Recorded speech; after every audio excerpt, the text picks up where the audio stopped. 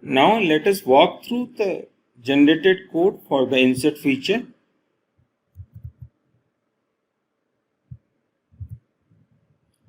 So we will start with the controller.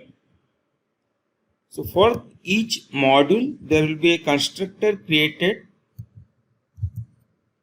like for each controller or a module you can say. So the module is equivalent to the entire controller. So we have a customer controller, and here you can use your DI capability to inject any services you want in the constructor.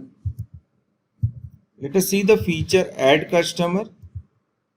So add customer is a post method, and there is an input API model already created for you, and all the processing logic, validation, everything is generated for you out of the box. All the error handling. So we'll get into details when we get into each section. So let us just walk through the file that is generated. So now let us go to the add customer input API model. So we'll see add customer input API model. This is where you have to define your data input fields, and then we have the services, pre-bus. In pre-bus we have a process service add customer. So let's say I process first, again here process service, process customer service. Also there is a constructor here, so you can define any of your dependencies here, and then add customer. Let's come to the add customer. So it creates the data packet for you and creates a flexi business rule. Business validation runs through that. So the data packet is created and there is a business rule defined. So we will get into the sequence and the validation plugins right now. So let us go to the sequence. If you say it is only taking the sequence as a parameter, add customer sequence. So right now our customer sequence contains only one validation, is unique customer. So then we go to the plugin. So this is where the validation logic need to be written. So for convenience, what we prefer is in the data packet add customer is unique. We create a method there for within the data packet itself. So here you write your actual business logic for validating your customer for uniqueness. So this is the second type of validation using the plugins. And one more you can use is the attribute validation. You can create your fields and you can use attribute validation with the fields here. So this customer validation you write, and any error you find, just add the, if you have any error, then this dot add error, give your key and your error message to the data packet. Now we have the plugin is calling the method for the data packet, so that all those plugins get executed in sequence here. So if after execution of all the sequence, if the data packet has any error, it will send it back to the user saying your validation failed.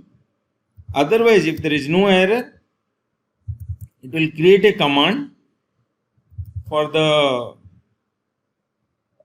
message, and then it will process the command.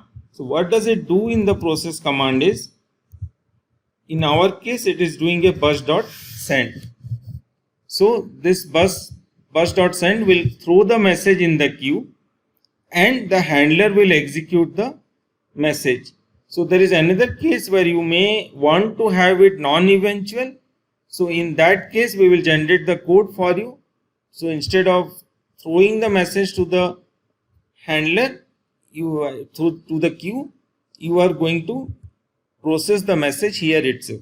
So it will not be a non-eventual, it will be a real-time message processing. So we try to avoid, so as far as possible, try to do only the eventual consistency unless it is really required for you to do non-eventual. So non-eventual may be required in case of that bank transfer. If you are doing some money transfer, first you have to deduct the money, then only you process it. So that case may be there, but if you want to add a customer, you want to do some all regular operations can be easily handled with eventual consistency. So the message is sent to the bus. Let us see what does it do next. Then we have the handler. So the command comes here. The handler runs in its own endpoint. So the handler captures the message. Again, for pluggability, we have used it will create a data packet for you and put the message in the command. So let's see that in the plugins. So the data packet is again the plugin is captured. So add customer.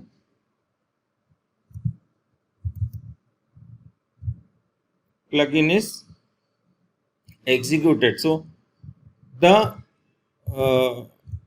execution happens. So the command comes in the packet and your domain model method add customer gets called here and the command is passed to the model. So here the actual insert or update is happening, your database. So now what is this get domain model customer dot add customer? So let us go to that method. So this is located in your domain models, add customer. This is where you write your logic for filling up the customer model with your data for adding a customer. So here we are not, if you notice here, it is advisable we use a static factory here, but instead of that we are using a virtual method here and we have our inbuilt mechanism to instantiate the object. So according to DDT, we instead of passing in the constructor, we use a method to pass the input and validate the input for that operation. So we'll get a little deeper understanding little later. So let's see, assume that we have a method here for your add customer. Here the model input API model comes and the input API model is mapped to the domain model. And there is a mapper created for that where you should create your input API model with the domain model, so that you don't have to map each field one by one. So mostly your names in field names in the input API model will be same with our domain model. But if there is any difference also, AutoMapper provides all of that to you. All those options are available to you there in AutoMapper. You can get more deeper into AutoMapper. Now the model is mapped and it returns a customer object. So when you see here, it returns the model. The model is passed to the repository after creation and we do a save for the model.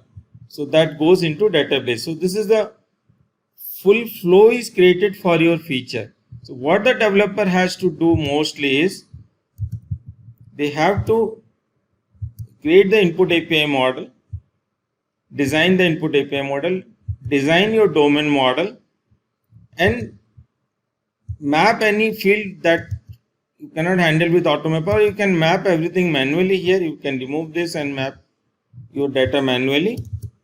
Map the input to the domain model and return the domain model. And there you go and persist your domain model. So after the data is persisted, we raise an event. So here you have more different conditions you may want to raise the event. So that also will get into detail when we understand the event. So based on condition, as we have here is on success. So when we say on success, your customer added event is raised. So the service bus context will publish the event. Here it is important to note that we need to pass the iMessage handler context here so that the transaction is maintained. So we have already generated the code for you, and hope you don't need to change anything in this section. So the bus context is passed and the plugin uses that context to publish the event. So once the event is published, you have another subscriber.